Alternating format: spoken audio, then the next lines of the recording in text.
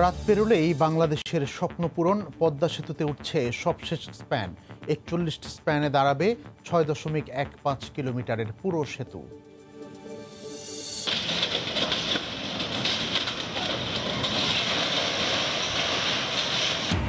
গুড়িয়ে দেয়া হলো রাজধানীর ফুলবাড়িয়া মার্কেটের দুটি চারতলা ভবন। দখলদারদের হটানোয় হুঁশিয়ারি মেয়র তাপসের।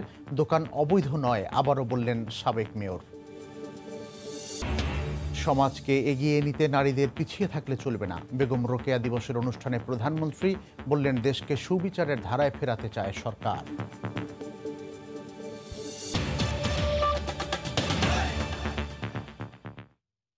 দেখছিলেন শিরোনাম। প্রবাসী সময়ের সঙ্গে আছি আমি মিজানুর রহমান খবির। বিজয়ের মাসে আরেকটি বিজয়ের অপেক্ষায় বাংলাদেশ। কুয়াশা বাধা হয়ে না দাঁড়ালে বৃহস্পতিবার বহু আকাঙ্ক্ষিত এক যাত্রার অবসান হতে যাচ্ছে। বসছে পদ্মা সেতুর ৪১তম স্প্যান। এতে দৃশ্যমান হবে পুরো ৬.15 কিলোমিটার সেতু। অপেক্ষায় পদ্মার দুই পাড়ের মানুষসহ পুরো জাতি। সাইফুল ইসলামের ছবিতে রিপোর্ট এহসান জুয়েলের। কুয়াশার ভোর কেটে সোনালি ডানার একটি সূর্যোদয়ের অপেক্ষা, যে যাত্রা শুরু হয়েছে এখন থেকে ৩ বছর আগে ২০১৭ সালের ৩০ সেপ্টেম্বর প্রথম স্প্যানটি বসানোর মাধ্যমে। সেই সেতুর মধ্যখানের এই দূরত্ব বলে দিচ্ছে আর মাত্র একটি স্প্যান। তারপর এপার ওপার দুই পারের মধ্যে ঘটবে মিলন। করোনার কারণে আনুষ্ঠানিকতা নেই, তবু এর মধ্যে মাওয়ার কুমারভোগ ইয়ার্ডে সাজিয়ে তোলা হয়েছে স্বপ্নের সেতুর সবশেষ স্প্যানটি। চায়না মেজর ব্রিজ কোম্পানি করছে সেতুর কাজ। স্পেনের দুই পাশে তাই বাংলাদেশ ও চীনের জাতীয় পতাকা সেটে দেওয়া হয়েছে। দুই দেশের সুসম্পর্কের কথা উল্লেখ করা হয়েছে বড় একটি অংশ জুড়ে। স্পেনের গায়ে লিখে রাখা হয়েছে যে শ্রমিকদের শ্রমে ঘামে কাজের এত অগ্রগতি তাদের কীর্তিগাথা। আর মাত্র একটা স্কিম আছে, এটা হয়ে গেলে সাথে আর কোনো সমস্যা নাই। আমাদের শেষ একটি স্পেন বাকি রয়েছে, ইনশাল্লাহ আমাদের স্পেনটা উঠে গেলে আমাকে খুশির। অপেক্ষায় আছে বাঙালির এই বড় অর্জনের সহায়ক বিশেষায়িত ভাসমান ক্রেন তিয়ান-ইও। প্রায় ৩,৫০০ মেট্রিক টন ওজনের স্প্যানটি নিয়ে মাঝ নদীতে ছুটবে ক্রেন। একটা স্প্যান বসা মানে আমরা একটু খুশি হই, অবশ্যই খুশি হই। তবে আমাদের খুশি হব যেন একটা মাইলস্টোন আমরা অর্জন করবো যখন ৪১টা বসে যাবে। মাওয়া প্রান্তে এখন ১১টি স্প্যান পার ছুঁয়ে দৃশ্যমান, জাজিরা প্রান্তে ২৯টি, মধ্যখানে একটি শূন্যস্থান। সেইখানে ৪১তম স্প্যান বসে যাওয়ার পর মাওয়া থেকে জাজিরা বিনিসুতোয় বেঁধে ফেলা হবে দুই পার্কে। এমন একটা সময় ছিল যখন বিস্ময় নিয়ে দেখতে হয়েছে সেতুতে প্রথম পিলার কিংবা প্রথম স্প্যান বসানোর দৃশ্য। সবগুলো পিলার নির্মাণ শেষে সেই সেতুতে এখন বসে যাচ্ছে শেষ স্প্যানটিও। দেশের সর্ববৃহৎ এই সেতু নির্মাণের মাধ্যমে শুধু কোটি মানুষের অপেক্ষার অবসান হবে না, একই সঙ্গে রাজধানীর সাথে সংযোগ গড়বে দেশের দক্ষিণ ও দক্ষিণ পশ্চিমাঞ্চলের। এহসান জুয়েল, সময় সংবাদ, মাওয়া, মুন্সিগঞ্জ। থমথমে পরিস্থিতির মধ্যেই রাজধানীর গুলিস্তানে ফুলবাড়িয়া সুপার মার্কেটে বৃহস্পতিবার দ্বিতীয় দিনের অভিযানে দুটি চারতলা ভবনের পাশাপাশি শতাধিক দোকান ভেঙে দিয়েছে ঢাকা দক্ষিণ সিটি কর্পোরেশন। এ সময় ব্যবসায়ীরা দাবি করেন, নকশা বহির্ভূত ভবন দুটি ও দোকান থেকে কোটি কোটি টাকার ভাড়া আদায় করেছে আগের প্রশাসন। সাবেক মেয়র দোকানগুলোকে আবারও বৈধ দাবি করলেও দখলদার হটাতে বদ্ধপরিকর বর্তমান মেয়র।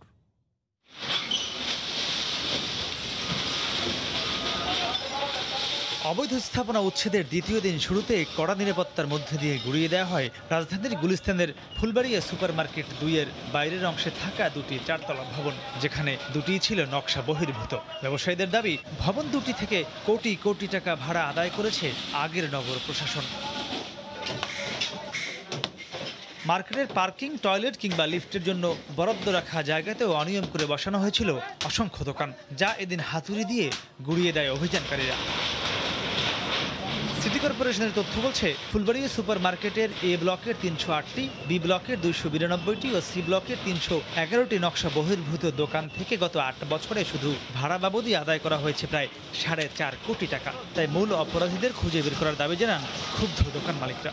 এই সিটি কর্পোরেশন অতীতে যিনি মেয়রের দায়িত্ব পালন করেছেন, এলাকার যারা অতীতে কাউন্সিলর ছিলেন তাদেরকে গ্রেফতার করে রিমান্ডে নিলে খবর বেরিয়ে যাবে। তারা কিভাবে এখানে মার্কেট নির্মাণ করলো, তারা কিভাবে সাধারণ মানুষের কাছ থেকে কোটি কোটি টাকা হাতিয়ে নিল। মিডিয়া থেকে শুরু করে প্রশাসন সবাই জানে কারা দুর্নীতিতে জড়িত, কারা করছে এবং কারা করবে। এ বিষয়ে সাবেক মেয়র সায়েদ খোকন আবারও জানান, সিটি কর্পোরেশনের সভাতে এই দোকান বৈধ করার বিষয়ে সিদ্ধান্ত হয়েছিল। সিটি কর্পোরেশনের বোর্ড সভার সিদ্ধান্ত সিটি কর্পোরেশন পরিচালনায় সংশ্লিষ্ট কোনো ব্যক্তি যুক্তিযুক্ত হয়নি কিংবা আইন সিদ্ধ নয়, এটা বলার এখতিয়ার রাখে না। তবে যে কোনো মূল্যে দখলদারদের অপসারণের ঘোষণা দেন দক্ষিণ সিটির বর্তমান মেয়র। মানব সৃষ্ট সকল বর্জ্য আমরা অপসারণ করছি, যেমনি খাল থেকে করছি, ঢাকা দক্ষিণ সিটি কর্পোরেশন থেকে করা হচ্ছে, দুর্নীতিমুক্ত করা হচ্ছে। বর্জ্য বলতে যত প্রয়োগ আছে সকল বর্জ্য অপসারণের কার্যক্রম চলছে। ভালো কাজ করতে গেলে বাধা আসবেই, কিন্তু আমরা সেই দৃঢ়তা এবং সংকল্প নিয়ে আরম্ভ করেছি। দ্বিতীয় দিনের অভিযানে ছোট বড় মিলে মোট প্রায় 200 স্থাপনা উচ্ছেদ করা হয়। একদমই নগর ভবনের নাকের ডগায় সরকারি সুপার মার্কেটের চারপাশ ঘিরে এমন শত শত অবৈধ নকশা বহির্ভূত দোকান গড়ে তোলা হয়েছিল। নিশ্চয়ই এসব স্থাপনা একদিনে করা হয়নি। তাই ভুল পথে হাঁটা ক্ষতিগ্রস্ত ব্যবসায়ীরা বলছেন, এই কোটি কোটি টাকা অনিয়মের সঙ্গে যারা জড়িত, অন্তত তাদেরকে যেন আইনের আওতায় আনা হয়। মাহমুদ রাকিব, সময় সংবাদ, ঢাকা। এদিকে রাজধানীর মৃতপ্রায় খাল পরিদর্শনে গিয়ে দক্ষিণ সিটি কর্পোরেশনের মেয়র শেখ ফজলিনুর তাপস বলেছেন, যত বাধা আসুক রাস্তা ও খাল উদ্ধারে উচ্ছেদ অভিযান চলবে। বুড়িগঙ্গা চ্যানেলে উচ্ছেদ ও সীমানা নির্ধারণের পর হাতির ঝিলের আদলে দৃষ্টিনন্দন স্থাপনা গড়ে তোলা হবে বলেও জানান তিনি। প্রথম দেখায় মনে হবে ভাগাড়, আবর্জনার স্তর এতটাই পুরু যে হেঁটেই পাড়ি দেওয়া সম্ভব। এমনই দশা কাগজে কলমে রাজধানীর হাজারীবাগের কালুনগর খালের। একই হাল খিলগাঁও নন্দীপাড়া খালেরও। এই যে দেখেন ময়লা আবর্জনা, এটা কিন্তু পুরাটাই খালের জায়গা। মাছও আমরা ধরতাম এখানে। আর বর্ষা মৌসুমে এখান দিয়ে আপনার ট্রলার যাইতো, নৌকা চলতো। খাল দখল করে গড়ে উঠেছে বহুতল ভবন, শুরু হতে হতে বিলীনের পথে জলধারা। স্থানীয়দের অভিযোগ, কেবল মেয়র আসলেই পরিচ্ছন্নতার কাজ হয় অল্প সময়ের জন্য। খাল পরিষ্কার করতেছে সপ্তাহ 10 দিন ধরে, নমস্কার ভাই খাল দেখবো তাই জন্যে, আর না হইলে আর আসার কোনো ই নেই। বিশাল মানুষরা আটকে রাস্তা নিয়ে বাড়িঘর করে দুনিয়াদারি, মানে পানি যাওয়ার মতো কোনো স্কেপ নেই। বুধবার নন্দীপাড়া ও হাজারীবাগ পরিদর্শনে যেয়ে ঢাকা দক্ষিণ সিটি কর্পোরেশনের মেয়র শেখ ফজলিনুর তাপস আবারও কর্মকর্তাদের খাল দখলমুক্ত ও পরিষ্কার করতে নানা দিক নির্দেশনা দেন। এ সময় তিনি বলেন, অবৈধ স্থাপনা চিহ্নিত করে খালগুলোতে উচ্ছেদ অভিযান চালানো হবে। পাশাপাশি আদি বুড়িগঙ্গা উচ্ছেদ করে হাতির ঝিলের আদলে দৃষ্টিনন্দন স্থাপনা গড়ে তোলারও আশ্বাস দেন তিনি। আমরা প্রাথমিক পর্যায়ে পরিষ্কার করা সহ আমরা সীমানা নির্ধারণ করব, সীমানা নির্ধারণ করে অবৈধ দখলমুক্ত করব। পরবর্তীতে আমরা এই জায়গাগুলোতে আমরা নান্দনিক পরিবেশ সৃষ্টি করব। বিশেষ করে আদি বুড়িগঙ্গা চ্যানেলটিকে নিয়ে আমাদের একটি বড় পরিকল্পনা রয়েছে। অবৈধ দখল আর দূষণে মৃতপ্রায় রাজধানীর অধিকাংশ খাল। নগরের বাসিন্দারা বলছেন, এসব খাল অবৈধ দখলমুক্ত করে পানি প্রবাহ বাড়ানো না গেলে ভবিষ্যতে জলাবদ্ধতা যেমন বাড়বে, তেমনি তৈরি হবে নানা ধরনের জটিলতা। সেই সাথে রুগ্নদশা হবে পুরো নগরীর। এহসানুল হক শাওন, সময় সংবাদ, ঢাকা। তুরাগ বুড়িগঙ্গা নদী দখল করে গড়ে ওঠা মাইশা পাওয়ার প্ল্যান্ট ও আরিশা ইকোনমিক জোন রক্ষায় একের পর এক মামলার কৌশল বেছে নিয়েছেন এমপি আসলাম। বুধবার এ সংক্রান্ত আরেকটি রিট খারিজ হওয়ার পর অবৈধ এই দুটি স্থাপনায় উচ্ছেদে বাধা নেই বলে জানায় নদী রক্ষা কমিশনের আইনজীবী। অন্যদিকে আসলামের আইনজীবী জানান, আইনি পথে হাঁটা বন্ধ করছেন না তারা। উচ্চ আদালত বলেছেন, ফ্রি স্টাইলে নদী দখল করতে দেয়া যাবে না। তুরাগ ও বুড়িগঙ্গা দখল করে গড়ে তোলা মাইশা পাওয়ার প্ল্যান্ট ও আরিশা ইকোনমিক জোনের অবৈধ অংশ দখলমুক্ত করতে গিয়ে বারবার এমপি আসলামের বাধার মুখে পড়ে বিআইডব্লিউটিএ। যৌথ জরিপের ধোঁয়া তুলে উচ্ছেদ বন্ধের দাবি জানান তিনি। হাইকোর্টে দৌড়ান এমপি আসলাম, বন্ধ হয়ে যায় উচ্ছেদ কার্যক্রম। আসলামের দাবি মেনে 8টি সংস্থা করেন যৌথ জরিপ। জরিপে দেখা যায়, দুটি স্থাপনার জন্য নদীর জমি দখল হয়েছে 54 একর। সুপারিশ করা হয় দখলমুক্ত করে নদীর জায়গা নদীকে ফিরিয়ে দেয়ার। উচ্ছেদ বন্ধে এর আগে কয়েকবার রিট করেও সুবিধা করতে পারেননি এমপি আসলাম। উচ্ছেদের জন্য চান ক্ষতিপূরণ। বুধবার এ রিটটিও খারিজ হয়ে যায় উচ্চ আদালতে। ভবিষ্যতে এই ধরনের কোনো স্থাপনা উচ্ছেদে করতে কোনো বাধার সৃষ্টি হবে না এবং কর্তৃপক্ষ যারা আছেন বিআইডব্লিউটি অন্যান্যরা অতি দ্রুত এই আদালতের রায়ের প্রেক্ষিতে অবৈধ স্থাপনা উচ্ছেদের সেই কার্যক্রম তারা দ্রুত শুরু করবেন। এদিন শুনানিতে উচ্চ আদালত বলেন ফ্রি স্টাইলে নদীর জমি দখল হতে দেয়া যাবে না। তারপরও হার মানতে নারাজ এমপি আসলাম। তার আইনজীবী জানান আবারও আইনি লড়াইয়ে যাবেন তারা। আমাদের এই প্রতিকার চাওয়ার জন্য civil court is the competent court and our remedy lies with the civil court. সেজন্য আমরা অবশ্যই সিভিল কোর্টে যাব। বিআইডব্লিউটি উচ্ছেদের জন্য যেতে পারবে না এই জন্য যে আমাদের তো রিমেডি একটা আমাদের সিটিজেন হিসেবে আমাদের একটা রাষ্ট্রের আইনের অধীনে আমাদের প্রটেকশন পাওয়ার অধিকার আছে। উচ্ছেদ ঠেকাতে এর আগে 4টি রিট করেছিলেন এই সংসদ সদস্য। সবশেষ নদী কমিশনের রিপোর্টের বিরুদ্ধে করা আরেকটি রিট এখনো বিচারাধীন উচ্চ আদালতে। আফজাল হোসেন, সময় সংবাদ, ঢাকা। প্রধানমন্ত্রী শেখ হাসিনা বলেছেন বাংলাদেশকে অবিচার থেকে সুবিচারের ধারায় ফেরাতে কাজ করছে সরকার। নারীদের আর্থিক সচ্ছলতা নিশ্চিতে সরকার সব ব্যবস্থা নিয়েছে বলেও জানান তিনি। বুধবার সকালে বেগম রোকেয়া দিবসের ভার্চুয়াল অনুষ্ঠানে সরকার প্রধান বলেন সমাজকে এগিয়ে নিতে নারীদের পিছিয়ে থাকলে চলবে না। উপমহাদেশের অবহেলিত নারী সমাজকে জাগ্রত এবং তাদের ক্ষমতায়নে যিনি ১৪০ বছর আগে জন্মেছিলেন বাংলায়, তিনি বেগম রোকেয়া। বৈষম্যহীন সমাজ বিনির্মাণে তার সাহসী ভূমিকা এখনো অন্তহীন প্রেরণার উৎস। মহিয়সী এই নারীর জন্মদিবসকে বেগম রোকেয়া দিবস হিসেবে উদযাপন করে রাষ্ট্র। ১৯৯৫ সাল থেকে দেয়া হয় রোকেয়া পদক। করোনার প্রেক্ষাপটে বুধবার সকালে গণভবন থেকে শিশু একাডেমিতে ভার্চুয়ালি এই আনুষ্ঠানিকতায় যোগ দেন প্রধানমন্ত্রী। সমাজে নারীর উন্নয়নে বিশেষ অবদানের জন্য এবছর 5 বিশিষ্ট নারীর হাতে তুলে দেয়া হয় রোকেয়া পদক 2020। শিক্ষায় প্রফেসর ডক্টর শিরিন আক্তার, ক্ষমতায়নে কর্নেল ডাক্তার নাজমা বেগম, আর্থসামাজিক উন্নয়নে মঞ্জুলি চাকমা, সাহিত্য সংস্কৃতিতে বেগম মুশতারি শফি ও নারী অধিকারে ফরিদা আক্তারকে দেয়া হলো এই পদক। প্রধানমন্ত্রী বলেন নারীদের পেছনে ফেলে সমাজের অগ্রগতি অসম্ভব। যেহেতু আমরা নারী পুরুষ সকলের সমান অধিকার নিয়ে তারা তাদের কাজ করতে পারে, সেই সুযোগটা সৃষ্টি করেছি বলেই কিন্তু বাংলাদেশ এগিয়ে যাচ্ছে।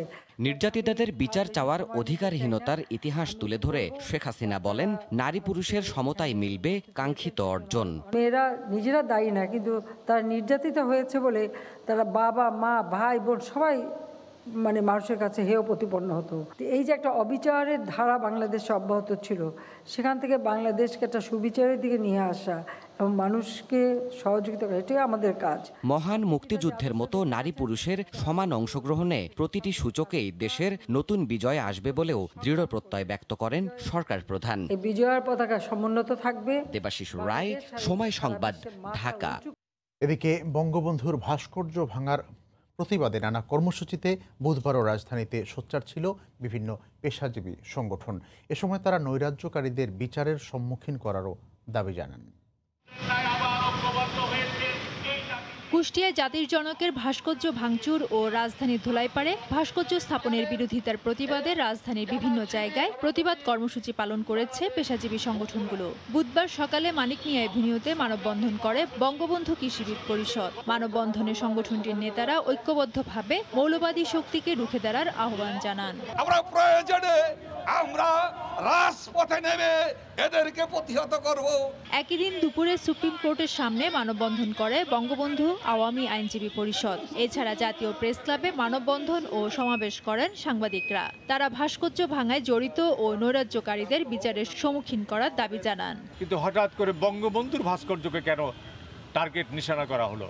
তাহলে কি লক্ষ্যটি ভাস্কর্য নাকি লক্ষ্যটি বঙ্গবন্ধু শেখ মুজিবুর রহমান? এইটিও আমাদের খুঁজে বের করা দরকার। তারা এই দেশকে ভালোবাসে না, তারা এই দেশের অস্তিত্বকে স্বীকার করে না, তাই তো তারা এসব অন্যায় অপকর্ম করছে। একই সময় শাহবাগে জাতীয় জাদুঘরের সামনে মানববন্ধন ও বিক্ষোভ সমাবেশ করে বঙ্গবন্ধু শেখ মুজিব মেডিকেল বিশ্ববিদ্যালয়ের শিক্ষক, চিকিৎসক, নার্স, কর্মকর্তা, কর্মচারীরা। মানববন্ধনে বক্তারা বলেন যারা বঙ্গবন্ধুর ভাস্কর্যে আঘাত দিয়েছে তারা দেশের স্বাধীনতা ও সার্বভৌমত্বে বিশ্বাস করে না। যেখানে দেশ স্বাধীনতার 50 বছর পূর্তি করতে যাচ্ছে, সেখানে দেখা যাচ্ছে যে তারা এখনো পর্যন্ত স্বাধীনতা এবং সার্বভৌমত্বকে তারা স্বীকার করে না। এছাড়া বঙ্গবন্ধুর ভাস্কর্য ভাঙার প্রতিবাদে আগারগাঁওয়ে মানববন্ধন ও বিক্ষোভ সমাবেশ করে বাংলাদেশ বিশ্ববিদ্যালয় মঞ্জুরি কমিশন। ফেরদৌস লিপি, সময় সংবাদ, ঢাকা। চট্টগ্রামে বেপরোয়া গতির প্রাইভেট কার চাপায় প্রাণ গেল স্কুল ছাত্রের। বন্ধুদের সঙ্গে খেলার সময় ওরসের টাকা তুলতে ডেকে নিয়ে যাওয়া হয় তাকে। দুর্ঘটনার পর শিশুর লাশ সড়কে ফেলেই পালিয়ে যায় মাজার কমিটির লোকজন। নূর জামাল আতিকের ক্যামেরায় বিস্তারিত জানাচ্ছেন পার্থপ্রতিম বিশ্বাস।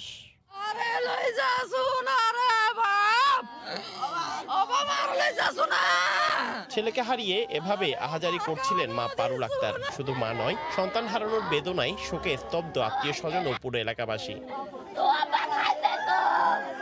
স্কুল বন্ধ থাকায় সকাল থেকেই পাড়ার ছেলেদের সাথে খেলছিল পঞ্চম শ্রেণীর শিক্ষার্থী ফয়সাল আসলাম জিসান। সেখান থেকে স্থানীয় নুরুদ্দিন ফকির মাজারের ওরসের টাকা তুলতে তাকে ডেকে নিয়ে যাওয়া হয়। পটিয়া মহাসড়কের খওনা রাস্তার মাথায় এসে স্থানীয় কয়েকজনের সাথে টাকা তুলছিল সে। এই সময় দ্রুত গতির একটি কার এসে অতর্কিত ধাক্কা দেয় শিশু ফয়সালকে। ঘটনাস্থলে তার মৃত্যু হয়। আমার ছেলেটা অ্যাক্সিডেন্ট হয়েছে, ওরা গাড়িটা ধরতো, গাড়িটাও তো ধরে না। আমার ছেলেটাকে এভাবে লাশটা ফেলে ওরা টাকা পয়সা নিয়ে পালাইলো কেন? একটা মানুষ মারা গেছে রাস্তার পাশের দিকে, হ্যাঁ, 2 বছর পর 4 বছর পর তার জন্য একটা মাইক লাগাই এই লাগাইয়া গুঁড়ো গুঁড়ো ছোট ছোট বাচ্চা দিয়ে কেমনে টাকা তোলা হয়। কেউ নাই, আমার নাতিটা শুয়ে রয়েছে এখানে, দাঁত টাত পড়ে গেছে। আমি দেখি, আমি বুকে জড়াই ধরছে। ঘটনার পরপরই লাশটি রাস্তার উপর ফেলে পালিয়ে যায় মাজার কর্তৃপক্ষ। তাদের শাস্তি দাবি করেন এলাকাবাসী। ওখানে মাজারের টাকা পয়সা তুলতেছিল, তো তোলার পর মানে হঠাৎ মানে হয়তো টাকার জন্য গেছে, এরকম মানে গাড়ি আসে মেরে দিয়ে চলে গেছে। মানে সাথে সাথে নাকি ওরা যারা কমিটি আছে মাজার কমিটি এরা সবাই খালি চলে গেছে। এই ঘটনার জন্য তারা দায়ী, আর তার শাস্তি দরকার। ছোট ছেলেরা মেন রাস্তায় গিয়ে এরকম টাকা তোলাটা এটা তো শরীয়ত সমর্থন করেন। কারো অবহেলায় এই দুর্ঘটনা ঘটে থাকলে তাদের আইনের আওতায় আনার আশ্বাস পুলিশের। এই ঘটনায় প্রাইভেট কারটি আটক করা সম্ভব হয়নি। পার্থপ্রতিম বিশ্বাস, সময় সংবাদ, চট্টগ্রাম। খাগড়াছড়িতে গেল 5 দিনে সদর হাসপাতালে নিউমোনিয়ায় মারা গেছে 4 শিশু। ভর্তি রয়েছে আরও 25 জন। হাসপাতালে শিশু ওয়ার্ডের সেবা দিতে হিমশিম খাচ্ছেন চিকিৎসকরা। জিতেন বড়ুয়ার তথ্য, ছবি নিয়ে রিপোর্ট। পার্বত্য জেলা খাগড়াছড়িতে ঠান্ডা বাড়ার সঙ্গে সঙ্গে শীতজনিত রোগের প্রকোপ দেখা দিয়েছে। এতে বেশি বিপাকে পড়তে হচ্ছে দুর্গম এলাকার মানুষদের। আক্রান্তদের মধ্যে শিশু ও বৃদ্ধের সংখ্যাই বেশি। শ্বাসকষ্ট, জ্বর, ঠান্ডা ছাড়াও শিশুরা বেশি আক্রান্ত হচ্ছে নিউমোনিয়া ও ডায়রিয়ায়। গত কয়েকদিনে সদর হাসপাতালে নিউমোনিয়ায় আক্রান্ত হয়ে মারা গেছে 4 শিশু, যাদের বয়স 1 থেকে 1.5 মাস। প্রতিদিন হাসপাতালের শিশু ওয়ার্ডে ভিড় বাড়ছে। ডাক্তার বলল যে ওনার নিউমোনিয়া, আপনি একটু ভর্তি করান। আজকে প্রথম দিন ভালো ছিল, এরপর থেকেই অসুবিধার মধ্যেই দেখা যাচ্ছে। ঠান্ডা লাগছিল, মানে গলার মধ্যে কফ জমে গেছে, তো তাই এখন এখানে নিয়ে আসছিলাম। বাড়তি রোগীর সেবা দিতে হিমশিম খাচ্ছে চিকিৎসক ও নার্সরা। সিভিয়ার একটা নিউমোনিয়া নিয়ে ওরা ভর্তি হয়, আর এখানে প্রত্যন্ত অঞ্চল থেকে আসে। বৈদ্য চিকিৎসা করার পরে শেষ ধাপ যখন ওরা পারতেছে না, সেই ক্ষেত্রে তোরা নিয়ে আসে, তখন আসলে আমাদের কিছু করার থাকে না। এই অবস্থায় শিশুদের প্রতি বাড়তি যত্ন নেয়ার পরামর্শ চিকিৎসকদের। বাচ্চাদের গরম কাপড় যেগুলো আছে সেটা যাতে তারা সব সময় ব্যবহার করে। যে বেশি ঠান্ডা থাকে সেক্ষেত্রে আমরা বাচ্চাদেরকে শুধু গাটা মুছে দেবো, গোসল না করে এটা করতে হবে। আর দ্বিতীয়ত বাচ্চাদের যে সুষম খাবার সেটা আমাকে করতে হবে। আক্রান্ত শিশুদের বেশিরভাগই 4 থেকে 5 দিন পর্যন্ত জ্বরে আক্রান্ত হয়ে হাসপাতালে চিকিৎসা নিতে আসছে। সময় সংবাদ, খাগড়াছড়ি। দেখছেন প্রবাসের সময়। নোয়াখালীর ভাসানচরে রোহিঙ্গাদের স্থানান্তরে কক্সবাজারের উপর চাপ কমবে বলে মনে করছেন স্থানীয়রা। পাশাপাশি প্রত্যাবাসন ত্বরান্বিত করতে সরকার এবং আন্তর্জাতিক সম্প্রদায়কে ভূমিকা রাখার আহ্বান তাদের। আরও জানাচ্ছেন সুজাউদ্দিন রুবেল। কক্সবাজারের উখিয়া ও টেকনাফে বসবাস করছে 5 লাখের বেশি স্থানীয় মানুষ। কিন্তু 2017 সালের 25শে আগস্টের পর এই 2 উপজেলায় বসবাস করছে বাড়তি মিয়ানমারের 11 লাখের বেশি রোহিঙ্গা নাগরিক, যে কারণে উজাড় হয়েছে বন, পাহাড় ও কৃষি জমি। একই সঙ্গে গত 3 বছর ধরে নানা সমস্যায় জর্জরিত স্থানীয় বাসিন্দারা। তাই স্থানীয়দের উপর চাপ কমাতে সরকার 1 লাখ রোহিঙ্গাকে ভাসানচরে স্থানান্তরের উদ্যোগ নিয়েছে। গত 4 ডিসেম্বর স্বেচ্ছায় রাজি হওয়ায় 1642 জন রোহিঙ্গাকে ভাসানচরে স্থানান্তর করে সরকার। কিছুটা হলেও পরিবেশের ভারসাম্য রক্ষা হবে এবং কক্সবাজারের মানুষ কিছুটা হলে স্বস্তি নিঃশ্বাস ফেলতে পারবে। টোটালি যদি এই লোকগুলি বাসাঞ্চরা নেওয়া হয় তাহলে আমরা উপকৃত হব। রোহিঙ্গাদের বাসাঞ্চরে স্থানান্তরের পাশাপাশি নিজ দেশ মিয়ানমারে ফেরত পাঠাতে সরকার ও আন্তর্জাতিক সম্প্রদায়কে ভূমিকা রাখার দাবি সংশ্লিষ্টদের। আমরা আশা করব সরকার এবং বিশ্বের বড় বড় রাষ্ট্রগুলো সবাই মিলে এই রোহিঙ্গাদের বাংলাদেশ থেকে মিয়ানমারে প্রত্যাবাসন করবে। জেলা প্রশাসক জানালেন কোনো রকম চাপ নয়, শুধুমাত্র স্বেচ্ছায় যারা যেতে রাজি তাদেরকে বাসাঞ্চরে স্থানান্তর করা হচ্ছে। অনেকেই স্বেচ্ছায় যাওয়ার জন্য প্রস্তুত আছে এবং আমাদের সরকারের তরফ থেকে সেই আয়োজনও আছে। রোহিঙ্গাদের কারণে উজাড় হয়েছে কক্সবাজারের উখিয়া ও টেকনাফের প্রায় 7,000 একর বনভূমি। সুজাউদ্দিন রুবেল, সময় সংবাদ, কক্সবাজার। আমনের ভরা মৌসুমে বাজার নিয়ন্ত্রণের নামে 50,000 টন চাল আমদানি করছে সরকার। 171 কোটি 44 লাখ টাকায় ভারতীয় একটি প্রতিষ্ঠানের কাছ থেকে এই চাল কেনা হবে। সরকারি ক্রয় সংক্রান্ত মন্ত্রিসভা কমিটির বৈঠকে চাল আমদানির বিষয়টি অনুমোদন হয়। দুর্যোগকালীন চাল আমদানি না করে ভরা মৌসুমে সরকারের এমন সিদ্ধান্ত নিয়ে প্রশ্ন তুলেছেন কৃষি অর্থনীতিবিদ ও কৃষক নেতারা। দেশে কয়েক দফা বন্যার পরও কৃষকদের কল্যাণে আমনের বাম্পার ফলনের আশা করছে কৃষি বিভাগ। ইতোমধ্যে 70% জমির ধান কাটাও শেষ হয়েছে। বাজারে আসা প্রতিমণ নতুন আমন ধান বিক্রি হচ্ছে 1000 টাকার ওপরে। এতে বন্যার ক্ষতি কাটিয়ে কিছুটা লাভের মুখ দেখছেন কৃষকরা। ভালো মোটামুটি দাম পাইলাম এবং এই মোটা ধানের ফলনও খুব ভালো হয়েছে। ধানটা বেচলাম 1150 টাকা করে। এই বাজারটা জানি স্থায়ী থাকে, তাহলে কৃষক বাঁচবি, আর কৃষক বাঁচলে দেশ বাঁচবি। এমন অবস্থায় হঠাৎ চাল আমদানির ঘোষণা দিল সরকার। ভারতীয় একটি প্রতিষ্ঠানের কাছ থেকে কেনা হবে 50,000 টন চাল। 50,000 মেট্রিক টন নন বাসমতি চাল টাকায় রূপান্তর করলে দাঁড়াবে 171 কোটি 44 লক্ষ 44 হাজার টাকা। প্রতি কেজি হচ্ছে 34.28 টাকা। এটা সাপ্লাই দিচ্ছে হচ্ছে মুম্বাইয়ের ইন্ডিয়া MS রিকা গ্লোবাল ইমপ্লেক্স লিমিটেড। সরকারের এমন সিদ্ধান্তের বিরোধিতা করে কৃষি অর্থনীতিবিদরা বলছেন, বাজার নিয়ন্ত্রণে মৌসুমের অন্তত 2 মাস আগে সরকারের চাল আমদানি করা উচিত ছিল। সেপ্টেম্বরে আমরা দেখেছি চালের দাম বেড়েই গেল। ওই সময়টায় যদি এই সিদ্ধান্তটা নেওয়া যেত যে আলটিমেটলি আমাদেরকে আমদানি করতে হচ্ছে, তাহলে ঠিক কৃষকরা আসলে দাম পড়ে যাওয়ার হাত থেকে রক্ষা পেত। সরকারের এমন সিদ্ধান্তকে আত্মঘাতী বলে মন্তব্য করেছেন কৃষক নেতারা। মিল মালিকদের গোডাউনে পর্যাপ্ত চালের মজুদ থাকার পরও তারা কিন্তু বাজারে চাল সরবরাহ করছে না। আমরা মনে করি যে এক্ষেত্রে আসলে সরকারের মিল মালিকদের বিরুদ্ধে ব্যবস্থা নেওয়া উচিত। আমদানিকে আমরা এই মুহূর্তে নিরুৎসাহিত করতেছি এবং কৃষকের কাছ থেকে ধান কেনার পরামর্শ দিচ্ছি। বর্তমানে দেশে পাইকারি পর্যায়ে প্রতি কেজি সরু চাল 55 থেকে 57 টাকা, মাঝারি চাল 48 থেকে 49 টাকা এবং মোটা চাল বিক্রি হচ্ছে 44 থেকে 46 টাকা কেজি দরে। শুভ খান, সময় সংবাদ, ঢাকা। নতুন আইন কার্যকরের 1.5 বছর পরও ভ্যাট ব্যবস্থাপনা নিয়ে জটিলতা কাটেনি। ব্যবসায়ীদের অভিযোগ, মূসকের হার নির্ধারণে গলদ রয়েছে, রেয়াত নেওয়ার ক্ষেত্রেও রয়েছে সমস্যা। যদিও এনবিআর বলছে নিবন্ধন থেকে রিটার্ন দাখিল সবকিছুই এখন হচ্ছে অনলাইনে। রিপোর্ট হাজেরা শিউলির। 1991 সালে চালুর পর 3 দশকে আদায় 80 গুণ বেড়ে রাজস্ব আদায়ের শীর্ষ খাতে পরিণত হয়েছে ভ্যাট। স্বয়ংক্রিয় ভ্যাট ব্যবস্থা বাস্তবায়নে নানা জটিলতা পেরিয়ে 2019 জুলাইয়ে কার্যকর করা হয় নতুন ভ্যাট আইন। যদিও শুরুতে নিবন্ধন জটিলতা ও সিস্টেমের সমস্যায় হোঁচট খায় এনবিআর। ব্যবসায়ীদের অভিযোগ, খাতভিত্তিক ভ্যাটের হারে অসঙ্গতি রয়েছে। মূল্য ঘোষণা সংক্রান্ত সমস্যায় রেয়াত না পাওয়ায় আর্থিকভাবেও ক্ষতিগ্রস্ত হচ্ছেন তারা। জটিলতা কাটিয়ে অনলাইনে রিটার্ন দাখিলেও 1 থেকে 2% বেশি যেখানে ভ্যালু এডিশন হয় না, ওই ক্ষেত্রে যদি 4% টার্ন ওভার করা হয়, এটা বাস্তবসম্মত হবে না। আমাদের রিটার্ন নিয়ে যখন যাই তখন দেখা যায় যে টাকা ছাড়া আমরা রিটার্ন জমা নিতে পারতেছি না। যখনই অনলাইনে রিটার্ন জমা দিতে যাই, আমাদেরকে ওখান থেকে 12 মাসের রিটার্ন জমা দিতে বলা হয়। প্রত্যেকটা ট্রানজ্যাকশন সিস্টেমের মাধ্যমে হতে হবে, অটোমেশনের মাধ্যমে হতে হবে। যারা কর নিচ্ছেন তাদের বিজনেস অপারেশনটা সম্পর্কে জানতে হবে। ধারণা না থাকলে সে কি করবে, আমাকে ভুল অ্যাসেসমেন্ট করবে।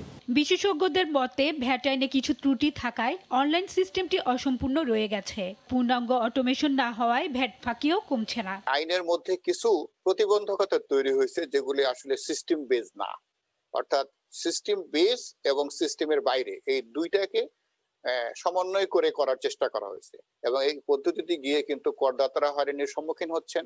যদিও এনবিআর এর দাবি আইনি কিছু সমস্যা থাকলেও প্রায় পুরো ব্যবস্থাই অটোমেশন করায় করদাতাদের ভোগান্তি কমবে। আমাদের অটোমেশন ট্যাক্স পেয়ার ইন্ডিয়ার কাজ আমাদের প্রায় শেষ, শুধু একটা অংশ বাকি আছে, সেটা হলো রিফান্ড। ভ্যাট কর্মকর্তারা যে অংশে কাজ করবে সেই অংশে ডেভেলপমেন্টের 45% মতো হয়েছে। রিটার্নের যে সিস্টেম ডেভেলপ করা হয়েছে সেটিতে একজন ট্যাক্স পেয়ার খুব সহজেই রিটার্ন সাবমিট করতে পারবে। চলতি বছরে ভ্যাট থেকে এনবিআরকে রাজস্ব আদায়ের টার্গেট দেওয়া হয়েছে 1,28,000 কোটি টাকা। গত বছরে আদায় হয়েছিল 84,752 কোটি টাকা। হাজারের শিউলি, সময় সংবাদ, ঢাকা। যুক্তরাষ্ট্রের মধ্যস্থতায় উঠতে যাচ্ছে কাতারের ওপর সৌদি জোটের আরোপিত 3.5 বছরের অবরোধ।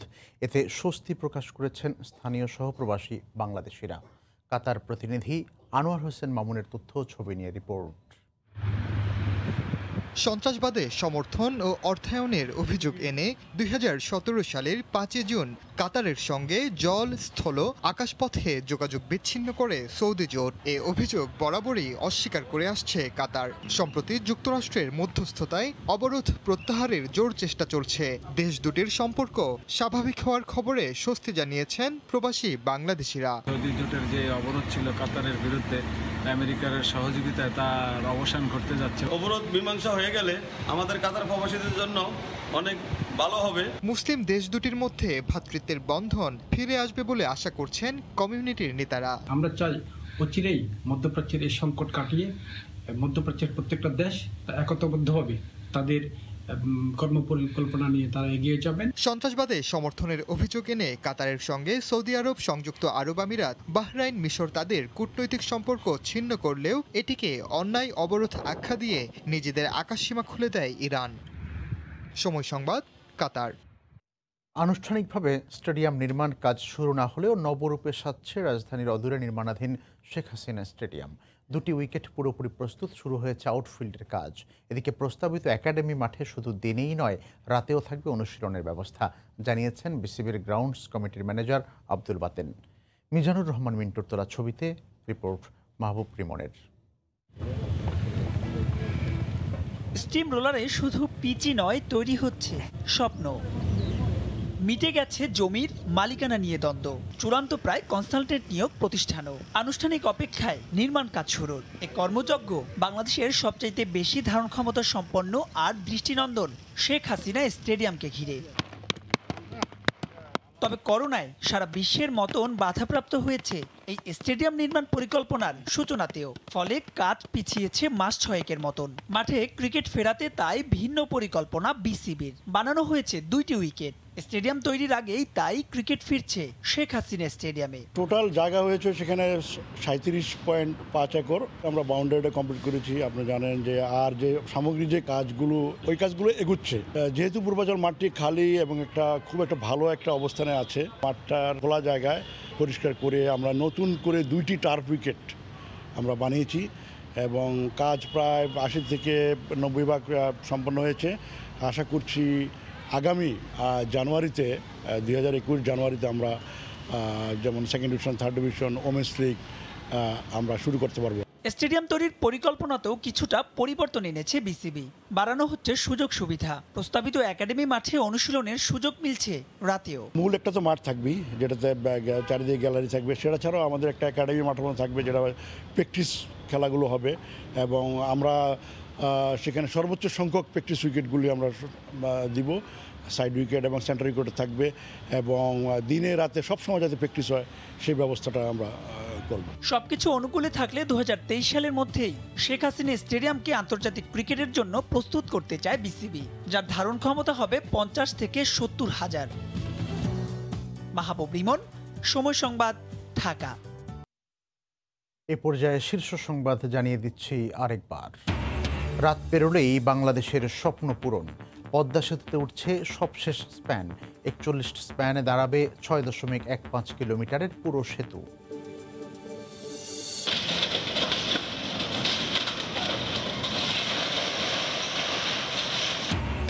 গুড়িয়ে দেয়া হলো রাজধানীর ফুলবাড়িয়া মার্কেটের 2টি 4তলা ভবন। দখলদারদের হটানোর হুঁশিয়ারি মেয়র তাপসের।